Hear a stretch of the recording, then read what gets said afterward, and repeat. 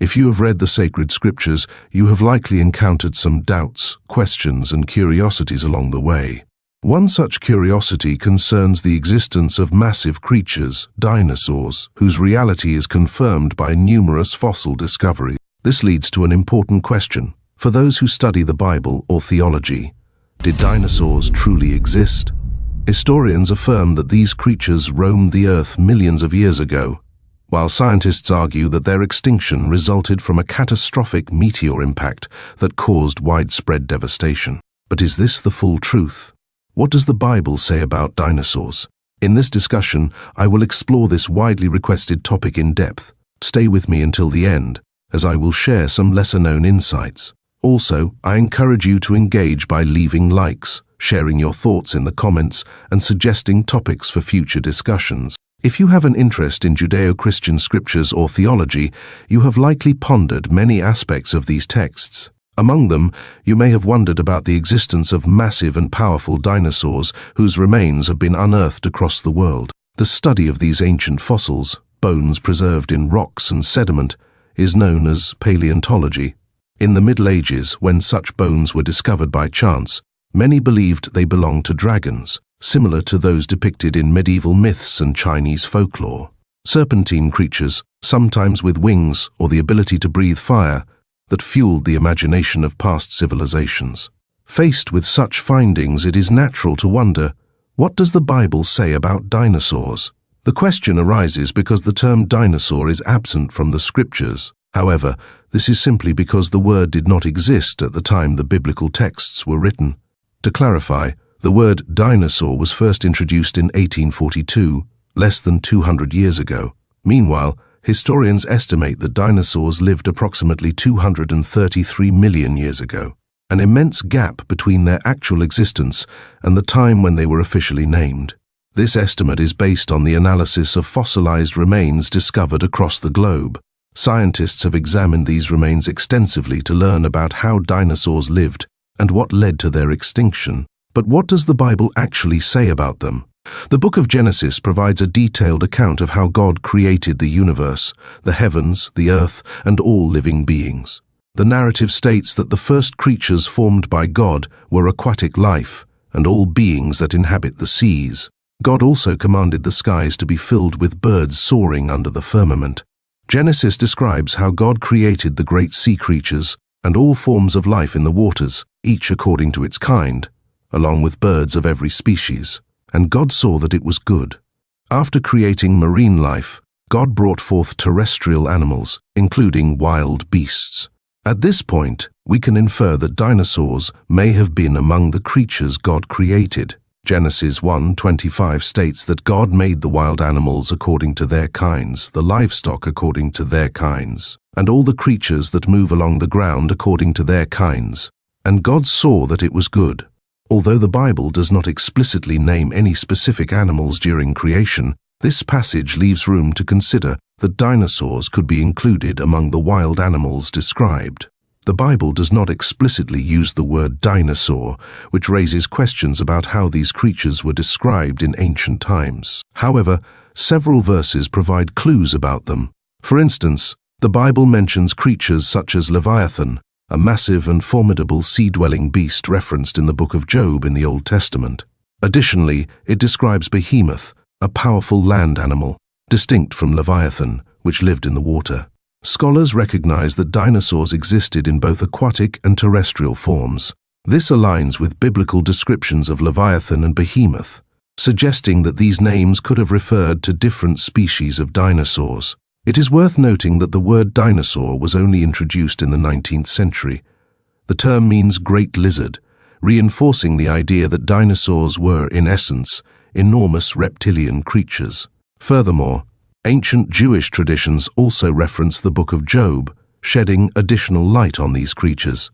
Now, let's examine Job 40:15-24 in detail to understand Behemoth's characteristics. Look at Behemoth, which I made along with you, and which feeds on grass like an ox. See how its strength is in its loins, and its power in the muscles of its belly. Its tail sways like a cedar. The sinews of its thighs are close-knit. Its bones are like tubes of bronze, its limbs like rods of iron. Job 40:15-18. This passage provides striking details about Behemoth's physical features, resembling those of a titanosaur, a massive herbivorous dinosaur. The text highlights its immense strength, powerful body, and a tail as large and sturdy as a cedar tree, remarkably similar to the tails of certain giant dinosaurs. Further, Job 40:19-24 portrays Behemoth as one of God's greatest creations, peacefully dwelling among rivers, shaded by trees, and thriving in its natural habitat. The verse states that Behemoth consumes so much water that it can make a river overflow, emphasizing its enormous size and power. Additionally, it is described as an untamable creature, impossible to capture or hunt, underscoring its dominance and grandeur. This depiction aligns with the characteristics of the largest known dinosaurs: strong, massive, and beyond human control. In summary, the biblical description of Behemoth strongly resembles that of a titanosaur, reinforcing the idea that the Bible does reference dinosaurs, even if not by the modern term. The comparison between Behemoth's tail and a cedar tree further supports the connection to these prehistoric giants. The creature described in the Bible as Behemoth appears to be a type of dinosaur created by God. This connection suggests that biblical descriptions align with scientific studies on prehistoric creatures. The name Behemoth translates to beast, and in this context, it means great beast. In Hebrew and Phoenician, it carries a similar meaning, while in Aramaic, it refers to something enormous, an animal of massive size and power. This reinforces the idea that Behemoth was an immense and powerful creature, much like the dinosaurs studied by scientists today. The Book of Job supports the existence of dinosaurs by stating that God created Behemoth on the same day he created human beings. This suggests that, according to biblical accounts, dinosaurs and humans lived on Earth at the same time. However, it is important to note that not all types of dinosaurs may have existed since the time of Adam. Some may have appeared later through a process referred to as amalgamation, which will be explained further. Did Behemoth enter Noah's Ark? Another interesting detail is that Behemoth is not mentioned among the animals that entered Noah's Ark. If it had been part of the Ark's preserved species, the name would likely have been recorded. This suggests that Behemoth, along with other massive creatures, may have survived the Great Flood for a time but eventually became extinct. The Book of Enoch's theory on dinosaurs.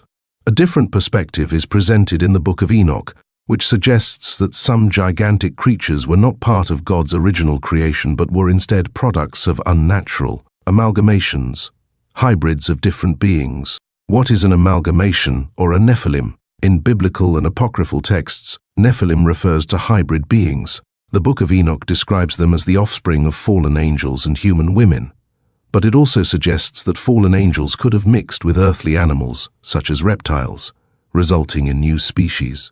This interpretation implies that some dinosaurs, especially aggressive or monstrous ones, were not part of God's original creation, but rather hybrids.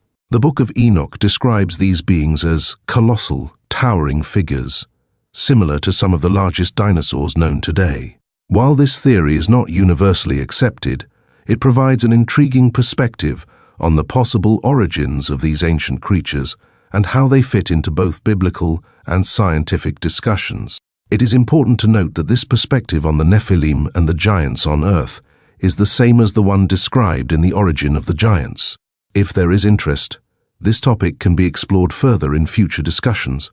According to the Book of Enoch, the giants came into existence as a result of the union between fallen angels and human women. However, this topic will be discussed in more detail at another time. In this view, the antediluvian pre-flood amalgamations were essentially hybrids, combinations of demonic beings and earthly creatures, such as reptiles, which were originally created by God. Some dinosaurs, especially the carnivorous, fierce and monstrous ones, are believed to have been the result of a fallen angel merging with a reptilian species.